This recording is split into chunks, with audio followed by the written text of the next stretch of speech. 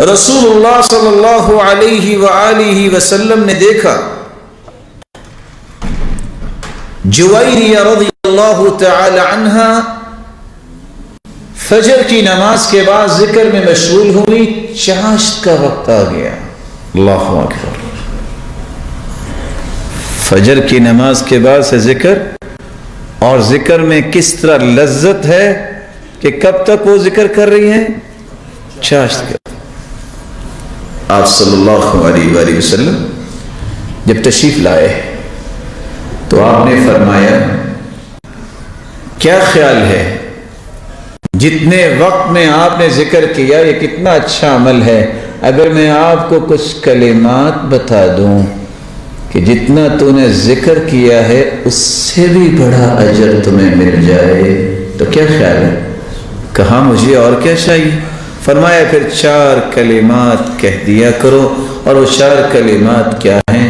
سبحان اللہ و بحمدی عدد خلقی ورضا نفسی وزینت عرشی ومداد کلماتی۔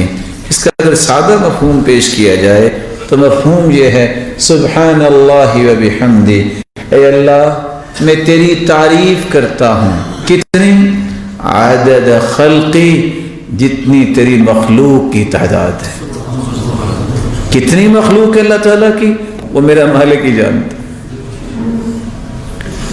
اللہ میں تیری تعریف کرتا ہوں، کتنی؟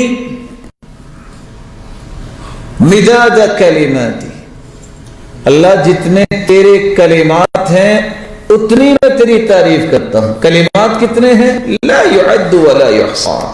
اللہ کے کلمات جو ہیں قرآن مجید میں اللہ عز و جلال فرماتے ہیں قُلْ لَوْ كَانَ الْبَحْرُ مِدَادًا لِكَلِمَاتِ رَبِّي لَنَفِدَ الْبَحْرُ قَبْلَ أَن تَنفَدَ كَلِمَاتُ رَبِّي وَلَوْ جِئْنَا بِمِثْلِهِ مَدَدًا۔ جتنے بھی دنیا میں درخت ہیں یہ سارے کے سارے کلمے بن جائیں، اور سمندر جو ہیں یہ پانی سیاہی بن جائے، اللہ کے کلمے لکھیں تو ساری کلمے تو ٹوٹ جائیں گی، سیاہی ختم ہو جائے گی، لیکن رب تعالیٰ کے کلمات ختم نہیں ہوں گے۔ اللہ میں تیری اتنی تعریف کرتا ہوں جتنے تیرے کلمات کی تعداد۔